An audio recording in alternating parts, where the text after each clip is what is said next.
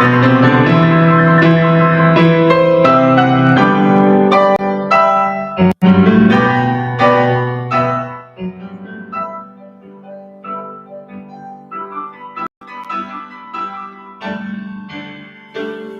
every voice and sing. Lift every voice and sing. Hello, Chicago, and what's up, West Side? This is P. Ray of Black Excellence Hour, a show for people with high self-esteem. Happy Memorial Day, everybody. As we talked about before, Memorial Day is an African American holiday. It's actually the first Black holiday celebrated in the United States of America. This Negro holiday was created in the 1800s to honor the dead freedmen who perished during the Civil War. So they started doing this in South Carolina, and then it grew around the country. And then this Negro holiday became an American holiday. So happy Memorial Day, Negro people, most of all, but to all Americans, happy Memorial Day. Thank you all so much for joining me this Sunday. You really honestly could have been doing anything else. So when I say anything else, I truly mean anything else. And you chose to come hang out with me today at Black Excellence Hour. And as always, I appreciate the company. If you are watching today on Facebook, and that is on the Black Excellence Hours Facebook page, be sure to share the live. Share the live. My guest co-host today is a man named Mark Armstrong, and he is going to join us today to give us some information out of City Hall. I met this gentleman through just doing media things, and I found out that he is absolutely fabulous, like everything that the show definitely could use. So today we are going to have him speak and we're going to carry a dialogue, because tomorrow, friends, we are having a press conference on Waller and Superior in the Austin community at 12 noon. This is the corner near the mayor's house, and we're going to get into why we are pulling up on the mayor on tomorrow. But first things first, like we do with every single show, we're going to start with the dose of self-esteem from the greatest president to ever do it, ever. And I think everybody is really starting to catch on. Did y'all see him in the Bronx? The people were like, yay, Trump. And then people were like, oh, the crowd is so little. But the little crowd that they showed was from 11:30. The event didn't start until 6. There were 20,000 people out there, you all. So don't listen to all these weirdos who are telling you, oh, Trump did not get a crowd and nobody likes him and blah, blah, blah, blah, blah. Because we do like him, and we are definitely putting him back in office. The 45th president, soon to be the 47th President Donald Trump. Roll tape. African Americans built this nation.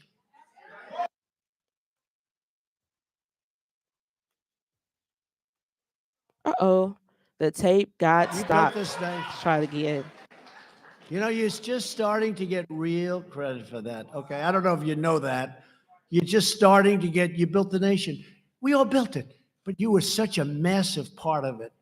Bigger than you were given credit for. Does that make sense? Right?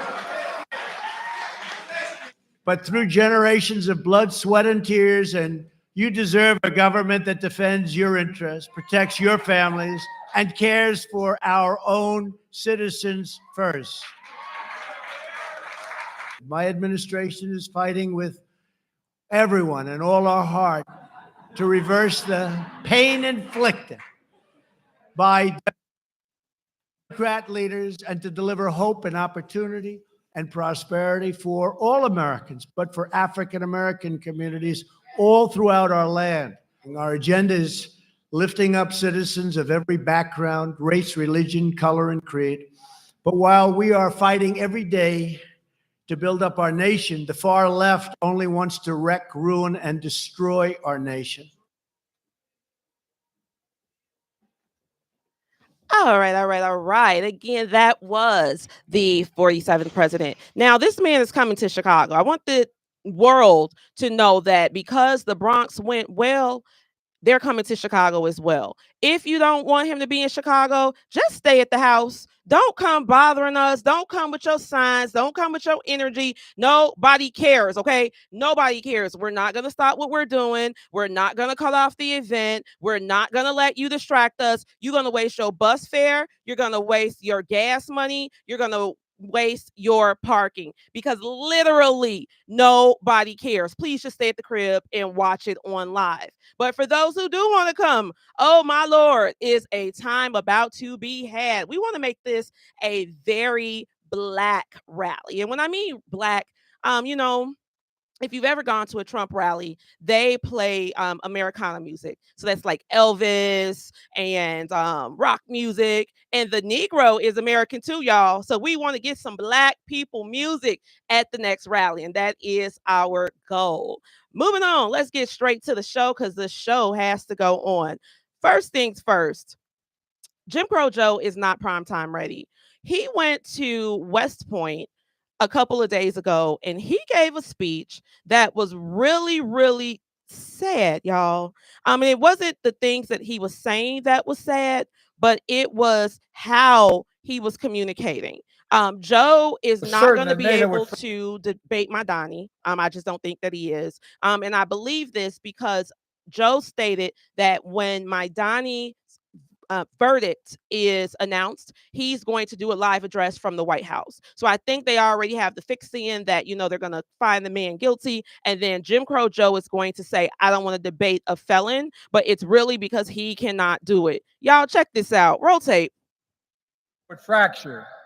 I met with him right after being elected president, right after I was sworn in. And we talked about this very issue. In the fall, he decided to, look, I shouldn't get into this probably. It gets me a little excited. Prudent. What? Did y'all hear what he said? Nothing. He started a sentence and then he could not finish the sentence. He kind of went on into this soft mumbling. This is what he does, y'all. He is not primetime ready at all. And again, I don't think that Jim Crow Joe is going to be able to do this debate. However, there is a audio clip that I want to share with you all.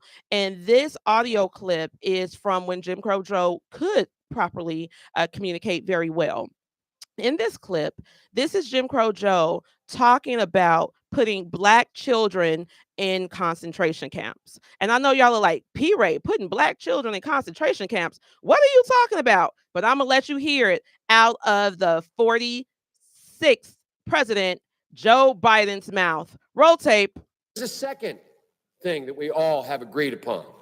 And that is, unless we do something Can I get some volume? About that cadre of young people, tens of thousands of them, born out of wedlock, without parents, without supervision, without any structure, without any conscience developing, because they literally, I yield myself 3 more minutes, because they literally have not been socialized. They literally have not had an opportunity. We should focus on them now, not out of a liberal instinct for love, brother, and humanity, although I think that's a good instinct, but for simple, pragmatic reasons. If we don't, they will, or a portion of them will, become the predators 15 years from now. And Madam President, we have predators on our streets that society has, in fact, in part because of its neglect, created.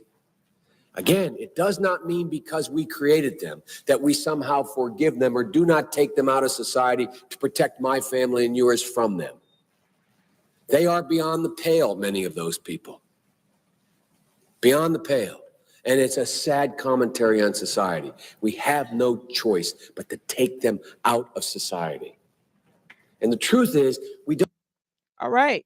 So Jim Crow Joe, you heard him. He said this speech on November 18th, 1993. He said by 2005, Negroes were going to be out of control, and it was up to them to remove these people from society. Now, what makes this really unique is that we knew that the crime bill was very detrimental to us, but we also knew that Jim Crow Joe, for a long time didn't even want to take any responsibility for it. And then he did take responsibility and said, maybe I shouldn't have done that. But from the beginning, his goal was always to bring harm to a very direct group of people. And in that clip, he was talking about children because he said when they grow up, meaning that he was specifically talking about children that he wanted to remove from the society. And that, friends, is why Joe is doing the invasion. He was done with Negroes 31 years ago or 30 years ago. He had already made up his mind that it was time for him to move on from the Negro people. And not only are they bringing the illegals, but here they are encouraging them to vote. Listen to y'all President Barack Obama tell this illegal woman she could vote. Roll tape. Documented citizens, and I call them citizens because they contribute to this country, are fearful of voting. So if I vote, will immigration know where I live? Will they come for my family and deport us? Not true. Okay. And the reason is, first of all, when you vote, you are a citizen yourself. And there is not a situation where the voting rolls somehow are transferred over and people start investigating, et cetera. The sanctity of the vote is strictly confidential in terms of who you voted for. If you have a family member who maybe is undocumented, then you have an even greater reason to vote. So what he said was the undocumented citizens could vote. Let me roll it again. Documented citizens, and I call them citizens. So she said undocumented citizens, and I call them citizens Because they contribute to this country, are... Wait a minute. She said undocumented citizens, and I call them citizens because they contribute to this country. And she's talking about DACA. Remember, 100% of DACA recipients are illegal immigrants. Their parents brought them here to commit a crime, and now they're saying, oh, I was a child, let me get away with it. If I went to Chase Bank with Baby Love and I stole some money and they caught me, they wouldn't let Baby Love keep the money because she was a child. But this is what they're saying right here. So I'm going to roll this again. And the people that this woman is talking about are DACA recipients who, again, are illegal immigrants. Roll tape. Documented citizens, and I call them citizens because they contribute to this country, are fearful of voting. So if I vote, will immigration know where I live? Will they come for my family and deport us? Not true. Okay. And the reason is, first of all, when you vote, you are a citizen yourself. And there is not a situation where the voting rolls somehow are transferred over and people start investigating, et cetera. The sanctity of the vote is strictly confidential in terms of who you voted for. If you have a family member who maybe is undocumented, then you have an even greater reason to vote. Aha. So he said, if you have a family member that's undocumented, because DACA people are documented, wink, wink, and their family members are not, he said they have an even greater responsibility to vote and that voting is anonymous so they won't get caught. This was a plan of Barack Obama and Jim Crow Joe all the way from the beginning. And that's why, friends, Chicago Red is popping. America has caught on to Chicago Red. Me and my team, we've been on cable news. On Friday, I went on Twitter, I went on Fox News with Kaylee, who is the former press secretary for Donald Trump, and we did a segment about Chicago. And my friends, this went viral. Everybody is like, wow, Black people from Chicago are serious about this? Oh, yes, we are. Roll tape. Say earlier, and you said Trump will be greeted like a king in Chicago. Tell me about the reception for Trump should he come. Absolutely. We are going to show him lots of hospitality. He is the only person who has ever tried to save us from this liberal failure and chaos that's impacting every facet of our lives. And we're going to give him a hero's welcome. And we cannot wait until he gets here. Everybody is saying when Trump comes, we're going to go outside to make sure that he knows that we support him. P. Ray, I want to play for you remarks by our current president. Listen. Most of all, what does it mean, as we've heard before, to be a Black man who loves his country, even if it doesn't love him back in equal measure? That's pretty different. You know, Trump said, here's what we're going to do. Here's our vision for the future. It was empowering. That seemed to me very dark and dim. Well, this is why we call him Jim Crow Joe. He has been in Congress. He's been in the executive branch. He's been a leader in the American government for over 50 years. So if he's aware of the fact that citizens feel like the country hates them, why hasn't he implemented any initiatives, any programs, anything to change those sentiments? Because it's him who feels that way. And we're going to get away from the last living Dixiecrat named Joseph Robinette Biden. It's just who he is. I'm not surprised by anything racist that he says. You know, what is the single biggest issue you are seeing that's causing this change? Because it's remarkable. I mean, if Trump wins 23% of the black vote, which is what he has in New York Times Siena, that is more than any Republican presidential candidate has gotten since the Civil Rights Act of 1964. What is it? Is it the economy? Is it more than that? Tell us. It's the illegals. The invasion is just too disrespectful. They're taking money that is supposed to go to rehabs and giving it to the illegals. They took the school buses from our American children and only made the illegals eligible for it because it was for unhoused people. We have now in the city of Chicago that citizens are actually losing their housing because the illegals are coming with a housing stipend that's more than what they're paying for rent. So landlords aren't renewing leases. So they're taking the illegals out of the shelters to put them in the homes that they're taking the Americans out of to put the Americans in the shelters. We cannot accept this. And so because he's saying that he's going to have the largest deportation program in American history, as soon as he takes his hand off the Bible at the inauguration, we're going to be calling ICE for them to come do their job. We want ICE in Chicago, and Donald Trump is the only person who can bring them to us. P. Ray, love the hat. Love everything you have to say. Have a great. All right. So that was P. Ray on Fox News Friday night. And I'm telling y'all, the word is out. A lot of times people thought that, oh, P. Ray, she's just running her mouth. Nobody's listening to this red movement. America is listening. Everybody in America right now is listening to Chicago. And we wouldn't be able to do this had we not been sticking together from the beginning. So thank you, everybody who's been sticking with me, listening to me, not listening to all those weirdos lie on me, because now they know that it's popping. Now they really know that this is a very real thing. I also have on this shirt that has my picture and Donald Trump's picture on it. And my friend got it printed. It says, President Trump, Vice President P. Ray. He is really pushing me to be vice president. I don't know if I could do that, but if they pick me, I'm going. But what I really want to do is be over HUD oversight for CHA because I'm gonna make them spend that money. Moving on. Brandon Johnson. The rest of the show is about Brandon. Somebody go get Brandon, tell him cut his phone on because we are about to have a conversation about Brandon. So last week, my Alderman Emma Mitz of the 37th Ward, she came and she stated that, She stated that she was upset, and this is to the Sun-Times or Spiegel, wherever I think she's in the Sun-Times. She stated that this member of the press called her and told her, you're not going to be on the housing committee anymore. And she's like, what? Brandon told me I was going to be chair of the housing committee. So then she calls Brandon. He doesn't answer. So then she calls Jason Lee. Jason Lee calls her back and he's like, oh yeah, by the way, you are not going to the housing committee. The Hispanics don't want to give up their power on the housing committee, and therefore you're not going there. We're going to give that to Carlos Ramirez Rosa.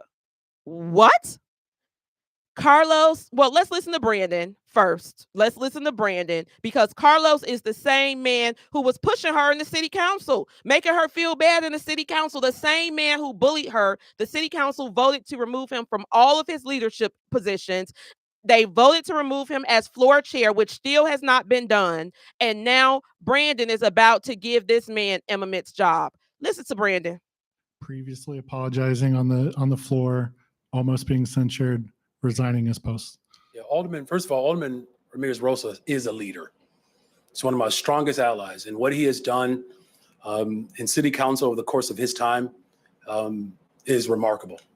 And it's remarkable to push a 72-year-old woman at her job while she's trying to represent her ward. Brandon said his job in the city council has been remarkable. Let's keep listening. What I've said, and I've said repeatedly, we have to create restorative practices to ensure that we are modeling, what's best. So if we're committed to restorative justice and restorative practices, then we need to make that commitment. And I've said that from the very beginning. These conversations have been ongoing. His strength and his dedication has been just remarkable. His maturation, continues to be on display. So ultimately the decision comes down to me, right? And Brandon is actually not telling the truth again. I was told that it is actually the city council who has to vote on those positions. So tomorrow at noon on the corner of Superior and Waller, we are going to have a press conference to talk about Brandon Johnson, one, not keeping his word to Emma Mitz, because after this story came out, y'all know he went to the press and said, I ain't never tell her nothing like that, making her look like more of a liar and attacking her credibility. So he has attacked this woman on multiple fronts. And I know a lot of people were saying that they don't want to go for Emma Mitz because she didn't stand up for herself, but we will get there in a moment. Also, so Emma Mitz came and she said to the public that she felt very hurt by this. And she gave a very heartfelt speech. I was actually down there when she gave the speech, because that is the day that I was actually attacked in city council by Michelle Evans. Why she decided to push P. Ray around, I believe it's because I had a Trump sign, but I don't know. But I was there and I was there listening to her give this speech. I felt like I was back in the South. I felt like everything in me was shaking, and I literally tried to share it, but seemed like no one would hear it but my colleagues. And I thank them because I had a little bit of hope that I could stand. At that point, I really didn't know if I could do my job again. I didn't.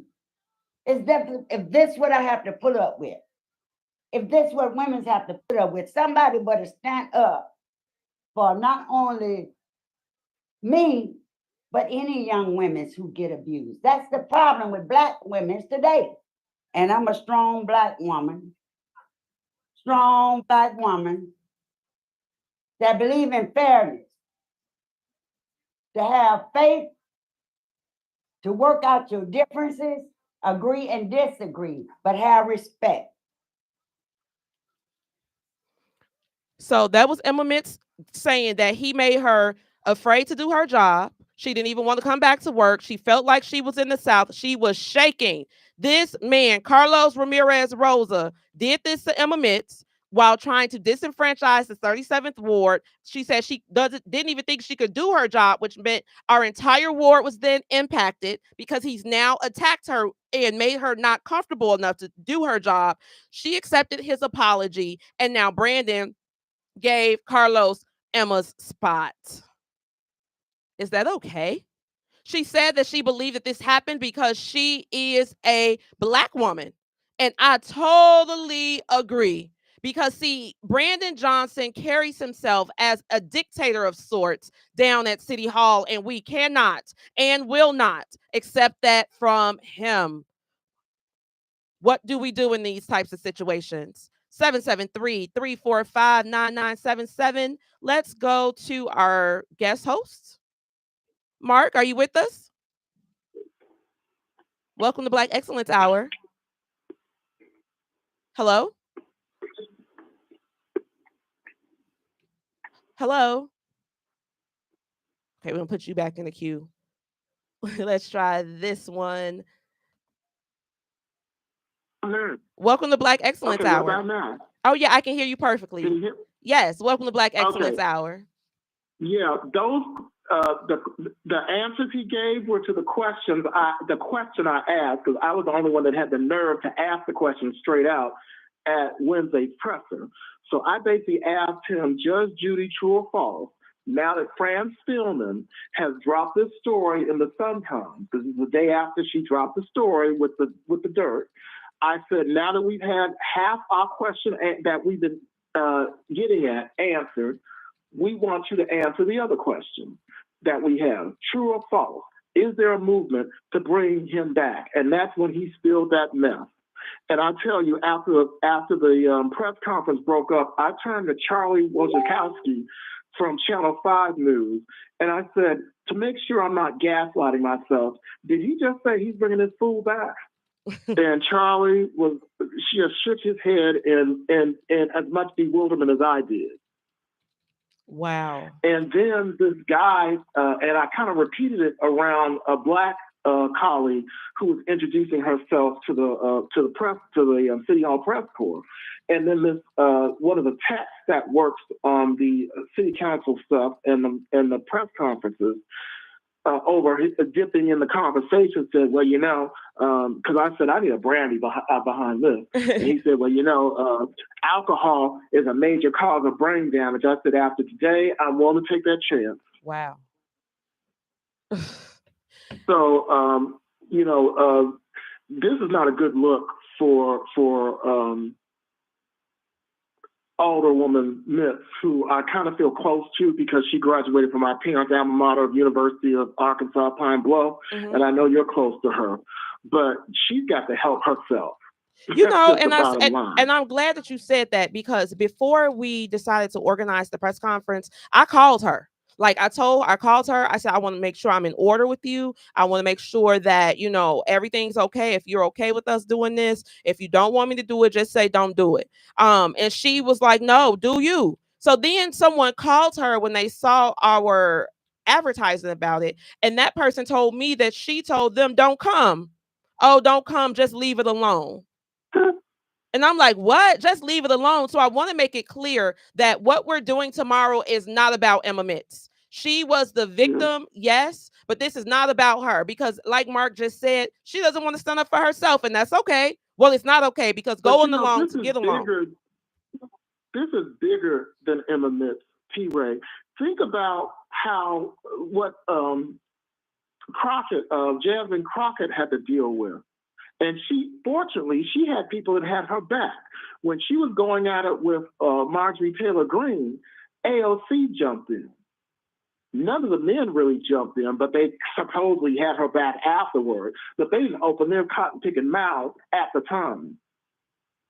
You know, but the same thing happened in the city council. Yeah. And that happened. And, you know, the interesting thing about this is when I quizzed Stephanie Coleman, who's the chair of the Black Caucus, about when they were going to have a meeting about this, she was like, soon. And I said, how soon is soon? Well, soon. I said, can you give me a timeline? Next week, tomorrow. When is soon? And so Walter Burnett, the vice mayor, dipping into the conversation, was like, well, this is a family matter. But you know what? This didn't happen privately between families. This happened in a very open, public setting. I saw Emma Mitz. I didn't see when Carlos Ramirez put his hands on her.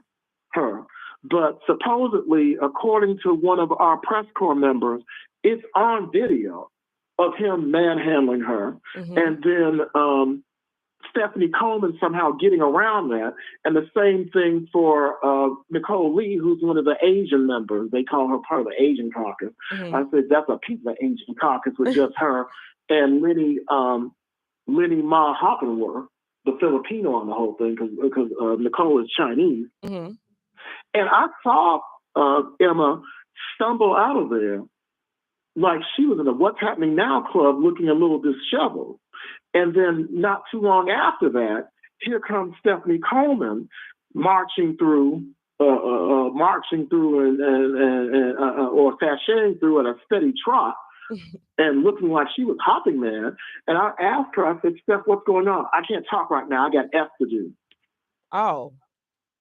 So then they never did have a meeting about it. Go ahead. Meanwhile, no male, especially no black male, on that day stood up for her. The only person who protected her from that conquistador queen was the other queen, which is Alderman Raymond Lopez. We call him Ray Ray here, as in King Ray. Ray Ray. Yeah, well, he was the only man of the moment. Mm-hmm. The rest of them was expressing shock and gossiping about it. See, and saying they had never seen anything before in that life.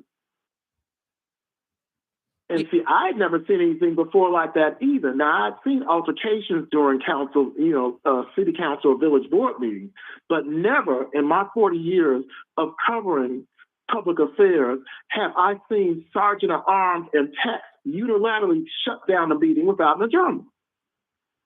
So that's what they did? Yeah. Wow. I was there. So they shut down the meeting without an adjournment. So do you think that the Black Caucus is just going along to get along while getting kicked in the back? Yeah. Wow. So I have a sneaky, my spidey senses tell me that although Stephanie is the chair of the Black Caucus, that Walter Burnett, the vice mayor, who's a mayor in waiting under Illinois, the Illinois compiled statutes, is pulling the strings. So it's not the CTU then? You mean pulling the strings in this situation? Right, pulling the strings in this situation. What a mess. I can't speak for the CTU as far as that is concerned, but I'm sure that he's pulling the strings. So it sounds like Brandon feels comfortable. There is no way. Huh? No, Brandon feels comfortable doing these things because he knows that the Black Caucus won't do anything. Yeah. Wow. And because he's got the vote to stop some kind of censure. See, even without her filing charges, they could have still sought censure. Right. But they didn't have the votes. The way they worked it out, there weren't any votes. And probably, I'm going through my speculation now, they were like, well, hell, if she's not going to press any charges, what the hell? I asked her about that too. She said that her, she didn't want to forgive him and punish him at the same time. So she said, that's okay. But that happens all the time in the criminal justice system. It happens everywhere. It happened in the Bible. Yeah. You blow away somebody's loved one, they may forgive you, but you still got to do the time for the crime or the sentence if you're a state that has a death penalty, Correct. But no, she said she didn't want to do that, and that's why she let it go. And now she's getting pushed around again. And the people who get hurt the worst are, again, us in the ward, because now she's not over the business committee anymore. She's not over the housing committee anymore. So now our alderman does not have a committee chair. And the fact that they talked about the Hispanics wanting to control the power on the housing committee lets us know that they're about to get more housing. And we see right now who's getting the access to buying the housing in the community. Why is the Black Caucus going along with this? I have no idea. You'll have to ask Stephanie about it, because every time I approach her about this kind of stuff, she acts real scary. Do you think they're down there pinching them or something? I talked to her about what was going on with these illegal immigrants, and I said, Stephanie, how long is he going to keep blindsiding you, so you all say, and put you all in a trick bag by just planting these illegal immigrants everywhere, every which way but loose, and not informing you guys? And she was like, well, we're trying to work with the administration. I'm like, but honey, it doesn't seem like the administration is trying to work with y'all. Right. He's just doing whatever he wants to do. He's acting like y'all's political careers are one great big place to go out and mess up in. And I didn't use the word mess either. It's really sad. It's really, really sad. And I can't believe that our people are allowing this to happen to us, because we're such a strong, tough city, and they are just allowing these people to kick us around like we're nobodies. Well, this is all the more reason for us to have this recall this fall movement to establish a process for recalling mayors. And this tells us that if and when we get that on the ballot and approved, I'm hoping we get it approved by November, but if and when we get that done, the next thing to do is get a recall this fall for all the people. Yes. Who can't stand up and man up and woman up. Well, you know, and protect their own. LaShawn Ford is pushing the Laquan McDonald bill. So if they push that through the state house, we'll be able to vote those people or recall these people as well. Yeah, because that's stuck right now. It's out of committee, but it's stuck between making the House floor. And he says that happens every time he reintroduces that bill. Wow. It's voted out of committee, and then it gets stuck in the House floor. And let me clarify something about Emma Mitz in those committees. Mm-hmm. So the deal was, because I don't recall if she's on the Housing Committee. She probably is. I have to look at my thing that Ronnie Mosley gave me about people on other committees. But she was never chair of the Housing Committee. I mean, the Zoning Committee, I'm sorry. That was Carlos Ramirez Rosa. So what they're talking about doing is playing what Fran Spillman accurately described as musical chairs. Mm-hmm. So he's talking about putting Ramirez Rosa as chair of the Housing Committee, which is currently chaired by Byron Cicho Lopez, and then switching Cicho Lopez to the Zoning Committee, and then eventually bringing back Carlos Ramirez Rosa as floor leader after what he calls restorative justice based on reflection of what he did, because he's such a great leader. Wow. Now, I talked with David Moore, Alderman David Moore, about it, because I informally told most of the alderpersons, as you'll see in the thing I posted all over about the low down, filthy, stanky dirt going on with that. Uh-huh. And he said, first of all, we don't need another floor leader. And he said, in any case, I wouldn't vote for either scenario, him coming back as a floor leader or him coming back as a committee chair. I thought that's what they voted to do, remove him from all leadership. Well, he voluntarily agreed to do that himself. They didn't take a vote on it per se.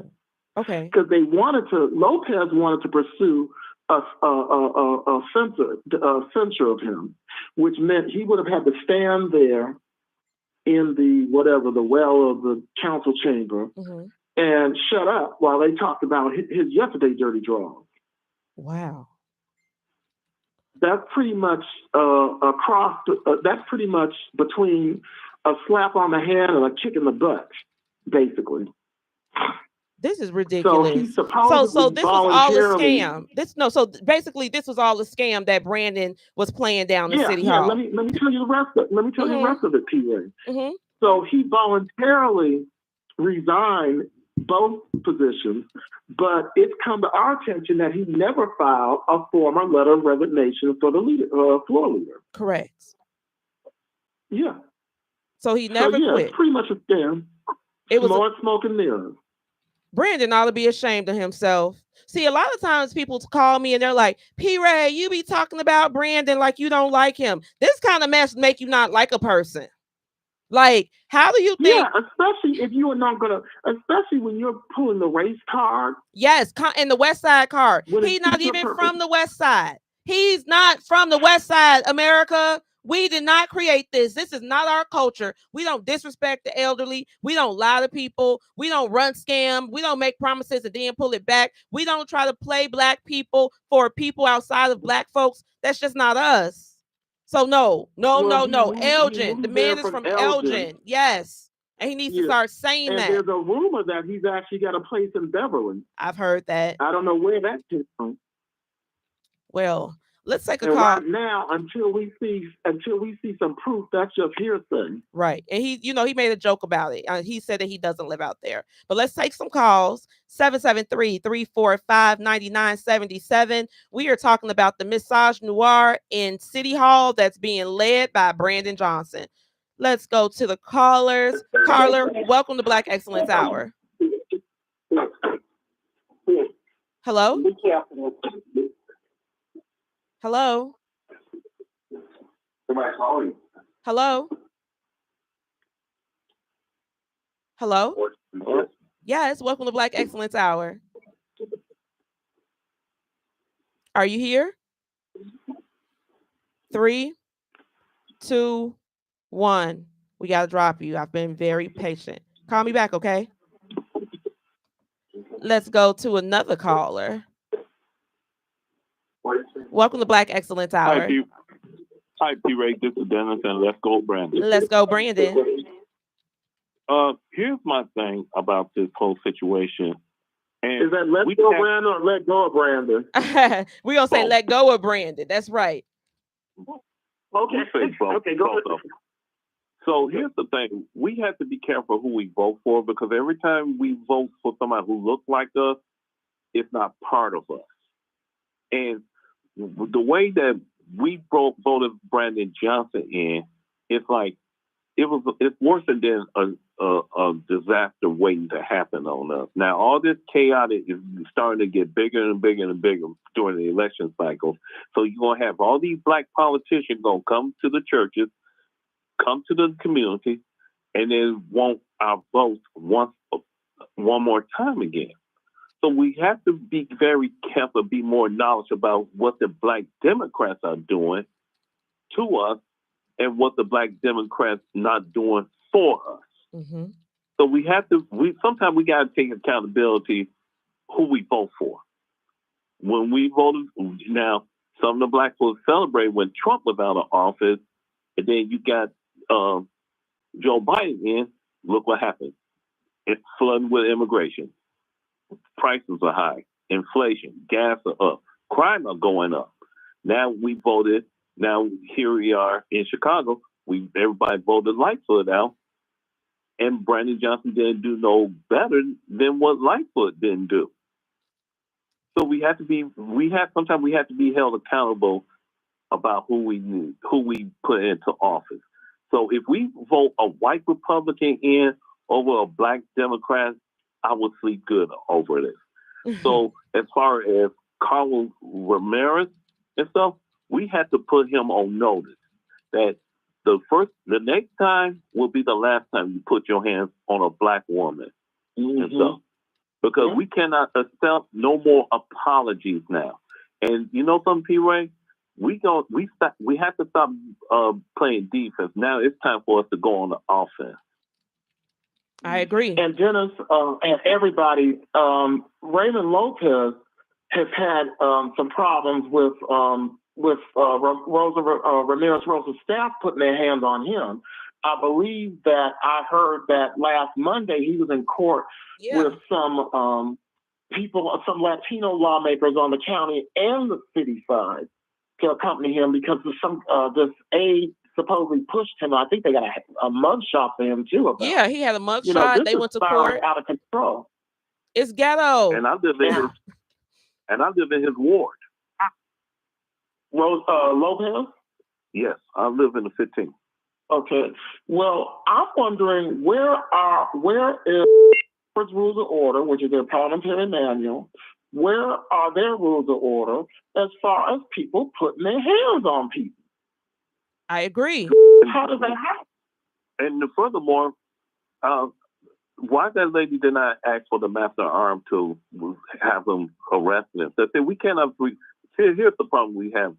We could be unforgiving towards each other, but we could forgive those who's outside of our circles and stuff. Oh, he didn't mean no better. No. Well, I can answer that question real easy for you, Dennis, because the mayor pro temp at the time, because he was out of town, so I can't think of her name now. It was one of the older women. She was in his hip pocket. She acted like she didn't know what she was doing or what she wanted to do, and that was on her. As the presiding officer at the time, to call on the sergeant at arms, but she wasn't going to do that because she's in the mayor's hip pocket. Wow. In fact, Carlos Ramirez, the night of that, was on the phone constantly. And I do believe he was being coached as a quarterback for that mess by Brandon Johnson or one of his operatives. It either had to be Brandon Johnson or that top aide, Jason Lee, that broke the bad news to Emma Mitz that she wasn't going to get what they promised her. Sidebar, you know I tweeted his mama, Congressman Sheila Jackson Lee, and I told her, please come get your son because he keeping up all kind of mess in Chicago. Bring him back home. We want him gone. She didn't respond, but all these people got to go. It's too much. First off, if I were to go to Pete's today, I went to Pete's. So no, let's say I went to Blue Ribbon. So today, Blue Ribbon is a butcher shop on Austin. So when I went to Blue Ribbon today, they were on number 64. My number was number 104. So it was 40 people in front of me. So I'm like, okay, this is a lot of people. I'm going to just go to Pete's and then I'm going to come back. So I went to Pete's for an hour. I came back and I still had to wait 20 minutes. The reason that I'm mentioning this because it was like 50 people stacked in this store. Nobody was hitting, nobody was touching, nobody was screaming, nobody was cussing, nobody was like, get your hand out my pocket. None of that happened because people know the rules of engagement. And if people know how to work together in the butcher shop, why can't they work together in City Hall? Because, and I'll let you on something else. The Sergeant at Arms has copies of the rules of order for the Alder people. I got the used copy of that from the Sergeant at Arms, Marvin. I can't think of Marvin's last name now, but the head Sergeant at Arms, they could have easily got that. So and looked up what to do. So again, this is the chaos that they want. Yeah. So my thing is, so here's the thing. We really need now, instead of going to Brendan Johnson, like starting tomorrow, we need to go to his house every week and let the news media know that we're not playing no more. And so this is like a state of emergency right now, not only for Black Americans, but America, period. But you need to let the Black news media know that, because there are some of us, like me, in the City Hall press corps that are reporting. In fact, I fought back because usually when up to last Wednesday, when I would ask one question before I could get a follow up or even another question, they come in to grab the mic. So when they tried to pull that Wednesday, I said, and I don't consider myself Black press. I report for everybody. I just happen to be Black reporting for everybody. But when they tried to pull that Wednesday, before they even tried to pull it, I said, I've got 3 questions. And then Brandon goes, Mark. And I looked at him like, Brandon, I said, you know what? Every time I ask a question, before I even get to give a follow-up, y'all grab the mic and run from me and run with the mic the way y'all ran from Marianne Ahern. And Brandon said that wasn't him either. Why does he lie so everybody easily? Got laughing about that, but I was serious. But he let me ask my questions. And the first one was about that whole Emma Mix thing. You have no Black press in there at all. You know, the Crusader. Here's the thing. We do have Black press, but they not for us. You got WVON. Right, that's what I mean. You don't even have Black press in there to pretend to be for us. You know what I'm saying? You don't have the Crusader there. The WVON doesn't go in there. No. I mean, if that was Donald Trump or Marjorie Taylor Greene in there causing chaos, you'll hear it for the whole week and stuff. So the thing about it is, we need to bring a conservative like Newsmax, One American News, or even Fox for that matter. Fox show a lot and Newsmax show a lot what's going on. But as far as what the Black journalism or so-called journalism, they speak for the politicians and for the master of the politicians. And they don't even give you what's called enterprise journalism, which is going out in the streets and getting the story. What you'll see in these so-called Black publications are rewritten press releases or rewritten wire services. I actually go out and get the news and bring it back. In fact, Anthony Nicholas, Pizzato, the alderman that's in the wheelchair, I think he has some kind of I don't know if it's muscular dystrophy or what, but he has some kind of degenerative disease where he's in a wheelchair. I've gotten so much enterprise news that he says, I'm going to start calling you Scoop because you know stuff that before we even know it. That's what enterprise journalism is. That's what I learned on my first job at the Greenville Piedmont, which was the evening newspaper in upstate South Carolina, when I was covering what they call the county council, and occasionally the city council to fill in for the city reporter. And that's what we need more of in journalism from Black journalists. Yeah, because it's not. Even the Black journalists that we have that work for the mainstream, they are, and some of them are graduates of HBCUs, like Tamon Bradley from WGN, a political reporter. They are interested in covering this kind of stuff. Why do you think that's the case? I have no idea. I don't know if it's because they don't think that their white editors will find it sexy, or if it's not juicy enough story. I really couldn't tell you.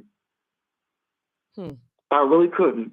For example, I tried to get Tamon Bradley to get interested in covering or even looking into the story of when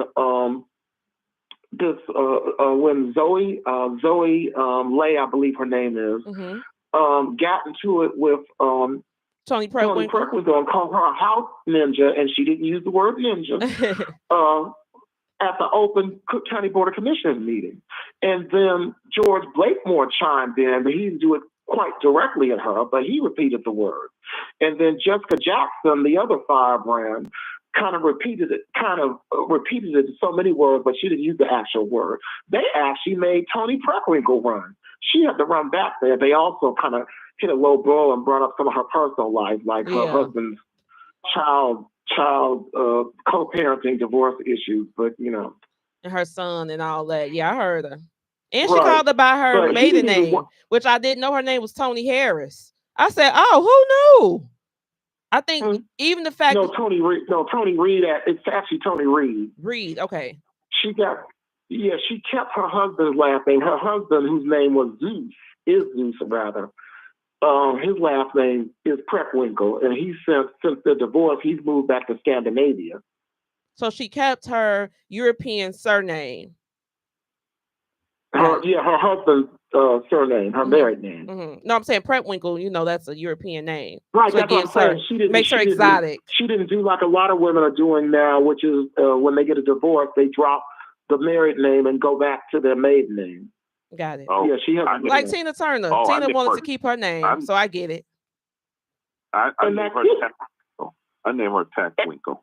Taxwinkle. And you know what? That could be for legal reasons. Because she would have to change her name to Reed. Let's say if she were to run for office, she couldn't run as Tony as she's registered. She's probably registered to vote under Tony Preckwinkle. But I'm saying Tony Reed, if a woman's name is Tony Reed, then that's a Black woman. And you're talking to a Black woman, you expect her to do that. That's a straight up 100% Negro name. But, Tony Preckwinkle is different. So it gives you a different vibe. I had no clue until you all just said this. But again, so Tony is Preckwinkle is her husband's ex-husband's name, I should say. But also, why hasn't she said anything about this? If she's Brandon Johnson's mentee. Or mentor, rather. He's her mentee. Why hasn't she said anything? She doesn't have to say it. Everybody knows it. But I'm saying, why hasn't she said anything about the Emma Mitts situation and Black women being disrespected in government? She's not going to say anything because I just told you what Zoe and George and Jessica pretty much call her. Yeah. And see, to acknowledge that, she would also have to admit or acknowledge that she's responsible for creating this mess by mentoring him and letting him get away with that foolishness. So again, why do y'all think they're letting him get away with this? Lying, cheating, trying to gaslight people, being rude. Y'all listen to this one. I had another clip here. Those are her because those are her tactics, with the exception of the physical stuff. See, she puts the physical stuff, or she uses those that checkpoint security, that's those Cook County sheriffs to do her dirty work as far as the physical stuff is concerned. But no, listen to Brandon. I want y'all to listen to this. This is what they were asking. Hi, Mayor. Hi. 34-14 voted to essentially endorse a push to overturn your decision to scrap ShotSpotter. Will you veto that measure, or will you reverse course with ShotSpotter? Well, thank you for that question. First of all, this particular measure that was voted on today did nothing. This city council, the legislative body, does not have executive authority. What was actually quite fascinating about the debate, however, though, was many of the references to this sound detection referred to people who died on the scene. So Brandon said, it doesn't matter if they voted to get rid of ShotSpotter. I have all the power in this, and I don't care what they're talking about. No, he does not, because they have oversight over him on that. Let me explain he tried to gaslight us, and he was like saying, I don't know what this is. Does anybody know what this is about? I said, I know what it's about. And he kind of ignored that statement. So let me tell you what that resolution was about. Mm-hmm. The resolution, as it was stated by David Moore, who sponsored it, mm-hmm. and by Lopez, and I'm trying to think of who all was on it, because there was like a triumvirate protection of that resolution when he tried to kill it in committee, or send it to committee to be buried through Irvin, because they fought nail and tooth for that, because they knew if it went back to committee, that I almost called her out of her name, that Michelle Harris and them were going to try to kill it, mm-hmm. and bury it outright. So David Moore said, and Bill made it clear, that this was about putting a hold on trying to pull ShotSpotter until they can get more data. And they want to use the data to make it better instead of just getting rid of them. So again, this is really strange. Yes. But we are coming. And you should add, mm-hmm. and let us add, let me strictly interrupt you. Let's add that when they took the first vote to kind of try to send it back to committee, mm-hmm. that Monique Scott, who's next door, I believe, to Emma Metzer in her area, mm-hmm. said she was very disappointed on that first vote before they took the final vote on it. She said, I just had another shooting in my ward. Yes, she said I've 6 just people. Come from another operation. Mm-hmm. I've just come from another funeral. She said, how long is this foolishness going to go on? They don't care. And she had said before then, when they were getting on, when they were trying to censure Cito Lopez for that flag burning incident, mm-hmm. with his rally in front of City Hall, she said distinctly, I've had these many shootings in my ward. Where was the outrage then? Referring to these people, going on about the ceasefire and the Gaza Strip. Yeah. And she said, we need a ceasefire here. Well, we are coming to the end of the show. This just makes you feel so tired. I wish I could come and talk about something good that happened. Today the mayor said that CHA is going to spend the money. Today the mayor said that we're going to get rid of the sanctuary city. Today they gassed up the school buses for the kids. What a beautiful thing. But I never can say that. This show is about solutions. Mm-hmm. But P-Ray, since this show is about solutions, yes, this is a solution that we need on the federal level and on the local level. So let's start with the local level. Mm-hmm. We need to support this recall, this fall thing, get out of this thing of 40 years ago, which has gotten old by now, of I'd rather have a black man or a black woman stick it to me than white folks. We don't need anybody to stick it to us. We need to get off of these political plantations. We need to, whether they be Democrat, Republican, or whatever, going back and forth, and Ice Cube offer our vote to the highest bidder. On the national level, with these conventions coming up, we need to go to these, everybody needs to go to the Chicago Board of Election Commissioners website and look at who got elected as committed Biden delegates in your congressional district. A lot of them are older persons, like Emma Metz, who's one. Lamont Robinson, who's another one. And I'm trying to think of who the third one was. I said, and Michelle Harris. And tell them what you want them to take to, or what commitments you want them to get for the Black community at the convention. Oh, that would be good. Whether it be for voting on the ticket or voting on the platform. Because David Moore, saving grace, said that they need to get commitments and do less partying. He said when he was a delegate for the 2016 convention, all they did was party. In fact, there's one older person who remained nameless that we are told was falling down drunk at one of the delegation parties. And we're not going to name a name. Because we don't gossip here. We stick to the facts. Yes. Yeah. In any case, well, he said that was a fact.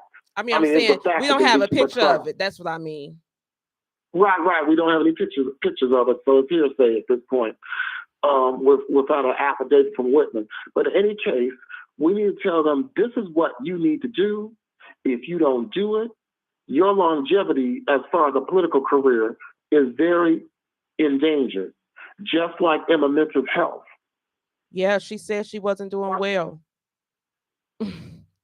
What a mess. And she's a delegate, so she's going to have to get well, or somebody's going to have to take her place or vote if they've elected alternates at the state Democratic convention. Well, friends, go ahead. They'll replace you in a minute if you can't cut the mustard for that. Well, I'm gonna tell y'all this. Tomorrow at noon, we are going to be on Superior and Waller at noon. We are pushing this press release out to the press. We hope 2579 Fox 32 shows up, but we know for a fact that the Crime Chaser will be there. So go to the Crime Chasers pages to catch the press conference. We have a lot to say. We got a lot of powerful West Side women showing up tomorrow. Real live West Side women, because again, a lot of people were like, forget Emma Mitz. She didn't stand up for herself. I ain't coming. And then I had to explain to them what it really was. So thank you, Mark. Yeah, and sign those petitions, those recall this fall petitions, so that we can get the power, get the referendum to have the power to start recalling these buzzards on the thing. It's not a direct attack at the mayor, although some people might look at it as a means, as an end to a means come the March primary election in 26. But that's one of the things that's what you need to do and concentrate on to preserve yourself for direct democracy.